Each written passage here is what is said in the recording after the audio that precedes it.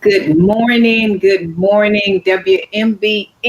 I think that we're getting ready to go live. Just give us 1 second. We're working and we're going live at home, but I have to make sure that they're ready to go live at the station. Good morning. Good morning. How are you? I'm doing great. How are you, attorney? Wonderful. Blessed to be Good. here. Good. Thank God for that. I think we're just going to go roll with it since this is our first time using the platform, and our listeners, they'll catch up with us as we go. Again, I'm Dr. Karen Lewis, licensed real estate broker with K1 Realty Group, and I'm the host on the Real on Real Estate Radio today. So thank you all for joining in. We're live on a few platforms, and my co-host guest. She's not with me today, but she did check in with me. We do have an awesome guest with us today, and we're going to get lots and lots of information. Attorney, please introduce yourself and just tell us all about you. I know you. You're not a stranger to me. Last time you were on the show, we needed to do about 3 or 4 shows. So just jump in and dive in. Oh, awesome. Wonderful. Thank you. Good morning, everyone. Good morning, WMBM. Miss Lewis, it is always a pleasure to join you. I'm attorney Christina McKinnon. I'm a marital and family law attorney here in South Florida, covering Dade, Broward, and Palm Beach counties. We've been around for about 15 years in business, 17 years of practice. To tell you the truth, it's been nothing but a blessing. It gets better and better. We're able to help more and more people each year. 2020 was an unprecedented one that we had never anticipated in all of our years of practice. But, we were able to help out as many people that were going through turmoil, and it turned out to be our best year on record in helping people transition not only to their best lives ever, but also in getting into new homes, to making sure that they were safe and secure and out of a situation that was detrimental to them. Okay. So that was a whole mouthful right there. So I want you to back up a minute on that right there. You said that that was your best year ever. Do you think? Do you think it? Do you think it was it was because people actually thought they knew each other, but they really didn't know each other? Oh, I think they knew each other. I just think that the quarantining and the sheltering in place made them more acutely aware of the issues they already knew they had. So, but like I said, we were able to help more people than ever. It was nothing but goodness for us to be able to assist in that transition period, and people were happier and healthier. And like I said, into better home life situations for themselves and for their children. Okay, so they did know each other. That's one of the things that we did. We were able to help people get houses during that time. We didn't miss anything. We didn't miss a beat either. So I'm actually hearing some music over you. I'm not really hearing you. I'm hearing some music. You're hearing music. Okay, so let's see what's going on. Okay, I'm not sure what's going on with that. So we may even miss the radio station today, but we're live on social media. We're live on all our platforms, and I think we're still going to be able to reach many people who just need these golden nuggets that you're offering and giving to us, attorney. So let me just start with some questions that I did write down, and disclaimer, and that one size does not fit all. So don't take the answer and run with it and think that it fits your situation if your situation is different. So just want you all to know that. And before I really get started with the questions, keep in mind that K1 Realty Group, that we do real estate reviews. You talk to your medical doctor yearly, you talk to your financial advisor yearly, and we're offering where you can sit down free with us so you can know what's going on with your property, because that's one of the greatest assets that we can have in our portfolio. So keep that in mind. And our phone number is 954-248-9149. I'll say that number again, 954-248-9149. all our social media is K1 Realty Group. Before I start my first question, attorney, please give out your contact information. Sure. Attorney Christina McKinnon with McKinnon Legal. We are located in Miramar, Florida. McKinnon, that's McKinnon dash legal, legal.com. We can be reached at 305 416 0045. That's 305 416 0045. That is McKinnon-legal.com. Awesome, awesome. What if you have a spouse, you all are going through a divorce? We hate to hear that word, but unfortunately it does happen. You're going through a divorce and the one of the spouse says that I want to keep my house. What happens in a situation like that and the feud goes in? Mhm. Feud goes in. Certainly that is a viable possibility.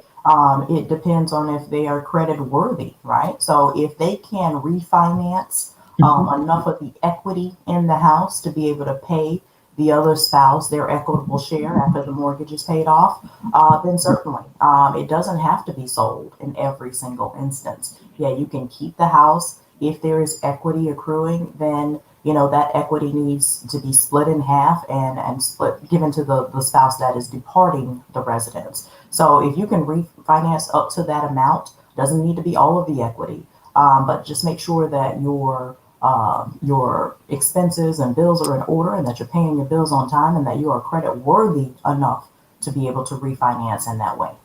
To be able to do that. Attorney, you can just hang it up too because I'm hearing the echo a little bit. So we're just going to go live on social media. Okay. Good. Okay. I had a client come to me a few weeks ago, and they've been divorced for about 2 to 3 years. Now the judge is saying, "Hey, I need you all to do something with the house because the spouse, he's no longer there, Mm-hmm. and she has to split it 50-50." And one of the things she said, I want to get as low as I can from my house so that I don't have to share with him the proceeds. And Mm-hmm. I'm like, okay, so you're willing to get as low as you can for the house just so that you don't share it to the Right, proceeds. I right. know you hear stuff like that all the time. As a matter of fact, in the last couple of weeks, I had a house that actually had no mortgage, so it was all equity. It Mhm. appraised very high, probably about $750,000. The Mhm. highest offer was about $100,000 over that for the Wow. property. The Wow. lowest offer was about the appraised amount or the list price. And one of the spouses wanted to do exactly that. Didn't want the other spouse to benefit and wanted to. I want the lower offer. Why wouldn't you want the Wow. man Isn't this $100,000 over the appraised value, and it's all equity, all equity. I mean, you didn't even have to pay off a wow. loan when this house sold. So, I mean, this happens a lot because people are not, over the underlying issues that unfortunately caused the divorce. So, I just think that in those instances, you may want to file a motion to force the sale, where one party can sell the home without the signature and execution on the closing documents by the other spouse, that hey, this is in the best interest of the parties, that both of you will benefit from the higher Mhm. offer if you close on that and close quickly, and get this behind you. So whether it's a sale or whether it's a refinance, there are remedies that can be sought with court intervention. When people are, just angry, they want to hurt the other spouse, and in a nutshell, that's called financial abuse, in my opinion. So, Okay. I like that word. So break that down to us again. Financial abuse. That's what it is. Okay. yeah, yeah. So Attorney. you went through this whole period during your marriage, whatever caused the breakdown, and unfortunately, people are still getting divorced. I would Mhm. think that this quarantine period and what's going on with the pandemic during these unprecedented times will bring people together. But it has forced people, like I said earlier, made them more acutely aware of the problems that they already have and forced them apart. So they're going to get divorced. My job as the legal professional is to make sure that a fair and equitable solution is done for both parties, and also for the children, what's done in the best interest of the children.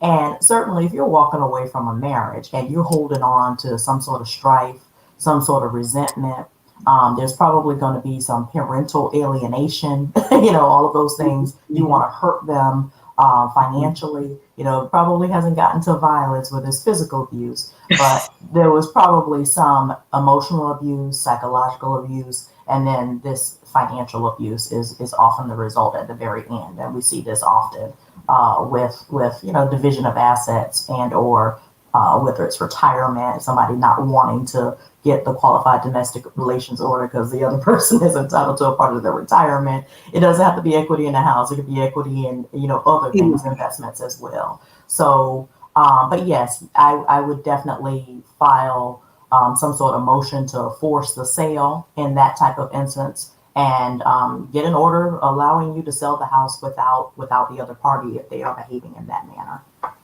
Wow, wow. That's good. Off the about properties, one of the things that you did say is that, people already know that the pandemic just helped push them across the finish line. But okay, moving right along with that one right there. Kay, thank you for joining us. Kay is one of our agents at K1 Realty Group. Thank you for listening to the Real on Real Estate Radio. Here's my next question, attorney, is what happens if you come in with property and then you get ready to get a divorce? You've had property for 5 years and now you are married and then you're getting a divorce. What happens to that property? It depends. Sometimes there's a prenup that says that this will remain. No prenup. Let's say no right, prenup. There's no prenup. There's no postnup either, right? that after they got married, they determined that this is how things are going to go if we get a divorce eventually. There's no prenup. There's no postnup. Basically, the residence remains non-marital. Okay, non-marital. However, it will accrue in value, so the appreciation will appreciate or accrue maritally. So the deed, if that person never transfers the property into the other person's name, they keep it as their separate property.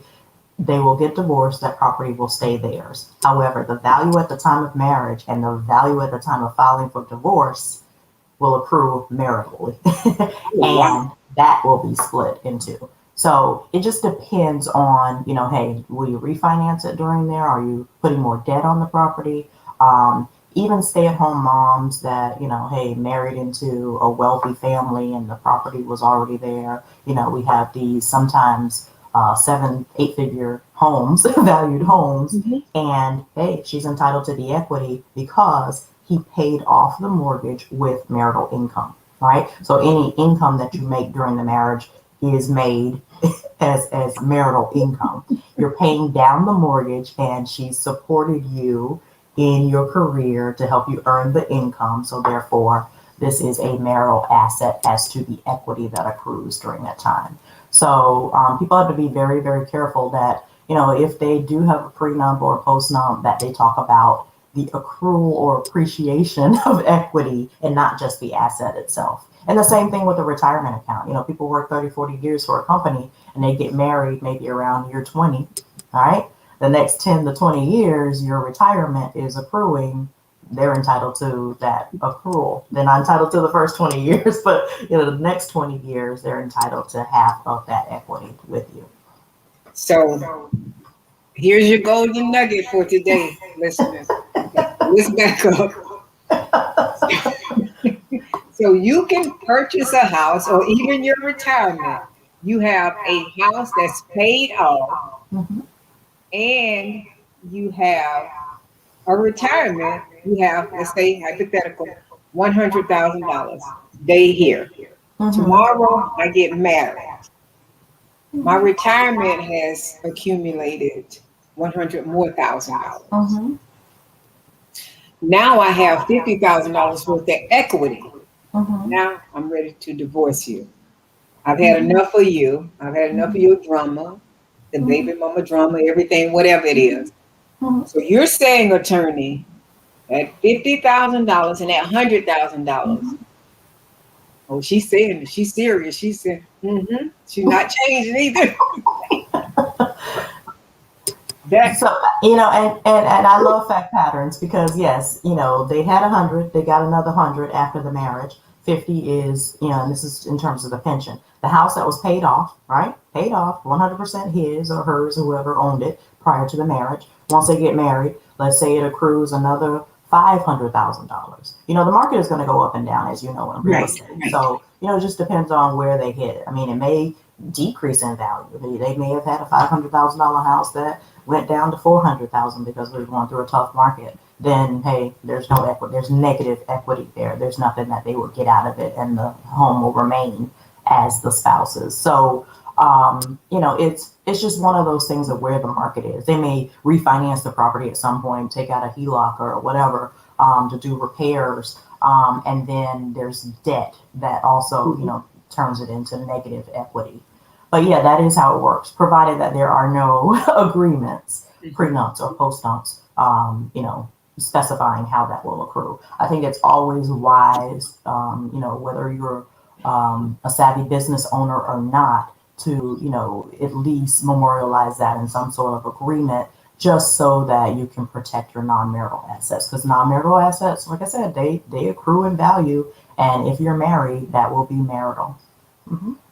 Wow. What are some nuggets? And again, we know one size does not fit all. Mm-hmm. How can someone protect their house?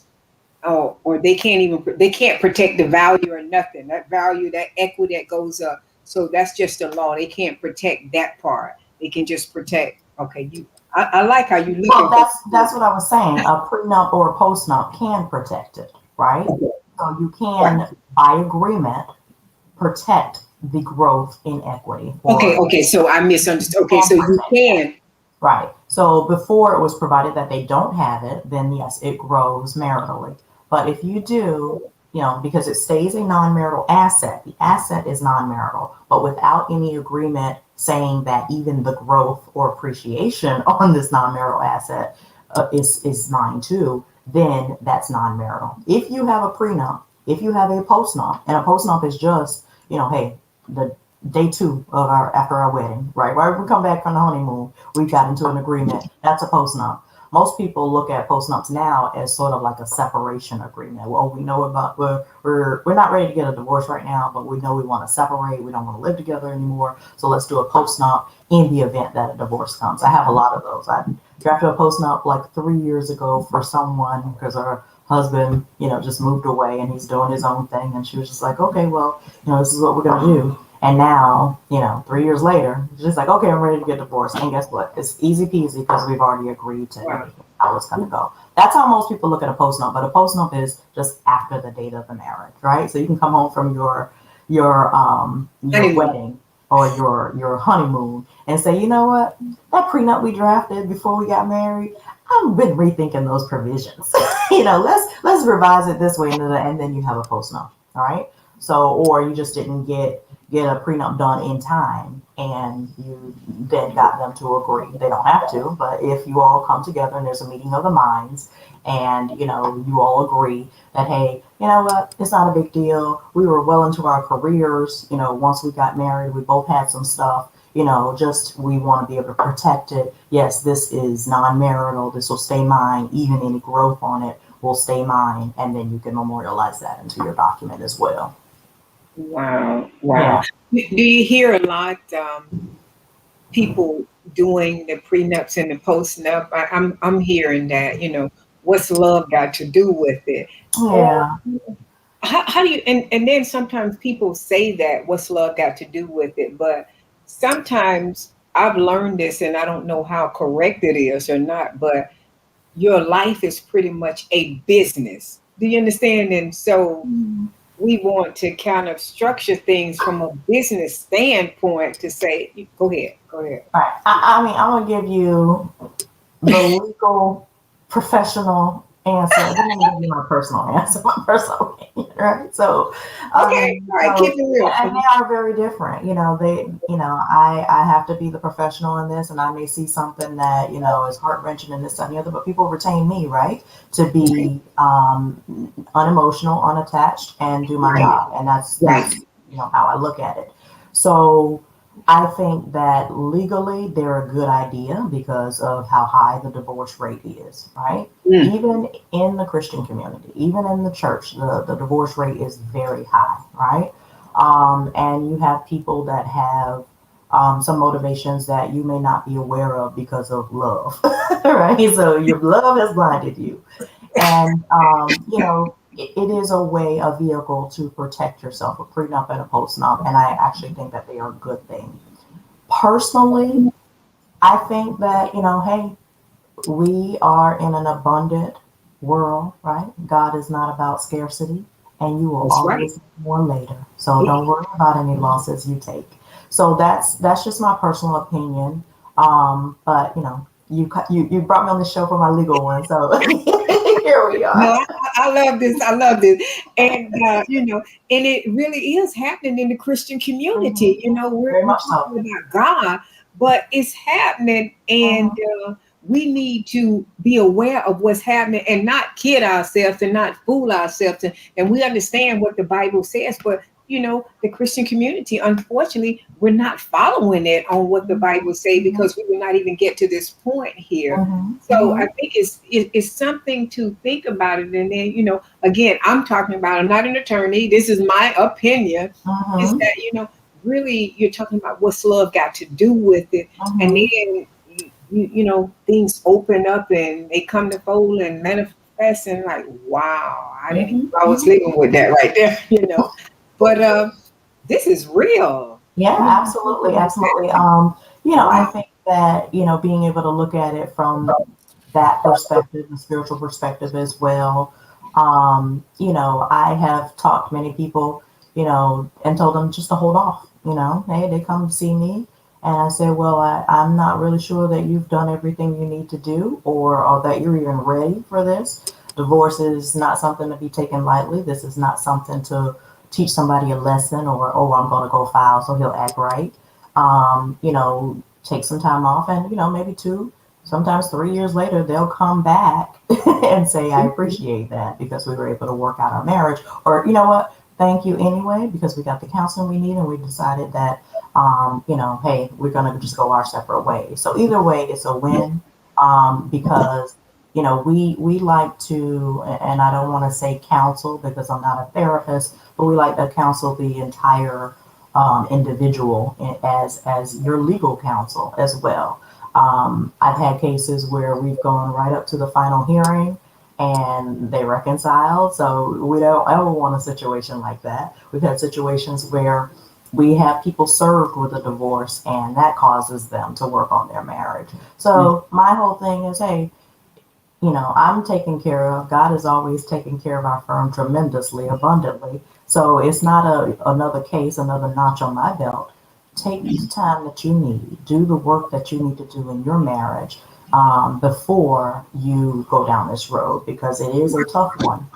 It can be a long one. I just got finished trying in December a 3-year case, a case that was filed back in 2017, and we didn't get to try the case until December of 2020. So 3 years in this case, and it tore the family apart, tore the children apart, and lots of assets. It's all fighting over stuff. So, when I talk about my personal opinion, it's only stuff, right? God gave it to us, he'll give it to you again. Think of Job. Wow, wow, absolutely. And you said something too when we're talking about what should I get and what should I not get, is that Hmm. there is an abundance out there, and Hmm. you have that mindset, then you thinking that I have to get what's mine 50-50 or whatever it is though. It's that then you're operating with that scarcity mindset though. Hmm. It's an abundance. There's no shortage, contrary to what we think of what we've Hmm. been through. It's no shortage, Hmm. so what's yours, you'll get it. Just stay Hmm. focused and stay true to the process and stay true with your relationship with God, and you're going to be fine. You'll be I all right. I have a question for you. We've got 6 minutes though, but I mean, you've given some good information, and everybody, I've followed attorney Christina, and I got to just be real with this. If I ever have to go through that line, this is my go-to person right here. Let's just it in a nutshell, okay? Know that I've watched her, I've followed her, and she is sharp and she knows her job, and she's not trying to make a dollar. That's not what it's Mhm. all about for her. She's she's professional with it, and she's sharing with us on live right now. It says that we need to do as a couple, if you're a Mhm. couple, you Mhm. need to put in the work on what you need to do to make your marriage work. Most people don't set goals or set plans for their marriage to make it work. Right. We in reference to our business, we're strategic about our business. We set goals, we set dreams, we follow the vision, the blueprint, but we don't do that for our marriage, you know. So, attorney, question for you. If a couple has a mortgage, they're getting a divorce, and the mortgage is in one person's name, Mhm. what happens? I mean, what do they do? And then that person is have bad credit and they're not paying that mortgage. Can that other Right. person do something? So I gotta ask a clarifying question. Is the deed in both parties' name, but just the mortgage in one? The, Is that where you're going? the mortgage is in one person's name and they're getting a Okay. divorce. Okay. So the mortgage, if it was taken out after the date of the marriage, which I assume that it did because the Yes, deed on the property is marital, is in both parties' names, right. then that mortgage, any debts. So we sort of, talked about anything that is purchased after the date of marriage is marital. Any debts that are incurred after the date of marriage are also marital, irrespective of whose name they're in, unless you have a writing, some sort of agreement or writing to the contrary, saying that, oh, I'm going to take out these loans and you're not responsible. I'll absolve you of all responsibility for them. So this comes out with student loans a lot. Sometimes people are in school when they meet and Mm. they get married. So all of those student loans that were incurred prior to the date of marriage are non-marital, but they continue their degree or they go get a master's degree or a doctor's degree during the marriage, and that's a marital debt. And people don't realize that. Oh, but that's for her education. Okay, but did you sign off on a post-nup or anything like that? Same thing with the mortgage. It doesn't matter whose name it's in. If it was after the date of marriage, that's why we always have these 2 points of demarcation. Was it the date of marriage to the date of filing? Anything in between, it's most likely marital unless you all have an agreement to the contrary. So Uh-oh. yes, absolutely. Rewind, rewind. Wait, you just hit something. Wait. Let's talk about the student debt. So you said during the marriage. Mhm. I deal with this every single day, all the Oh time. my God. So, it's very, very important. All assets and all debts incurred during the marriage are deemed marital, and unless you have an agreement to the contrary. So that mortgage that is in the sole name that was taken out during the marriage, right, is a marital debt. Wow. Maybe that's why they asked that question, are you married or something on student loan? So I was like, wait. Oh wow. Wow. Yeah. Great information. Attorney, is there something else? I know that the nugget was is that, work on your marriage so that we don't have to get to see attorney Christina, Mhm. but Mhm. unfortunately, some people will still see her because they're going to keep her with the job. I mean, Mhm. that's just it. Some people are going to see You me know, foreclosure. Yeah, Any you're nuggets?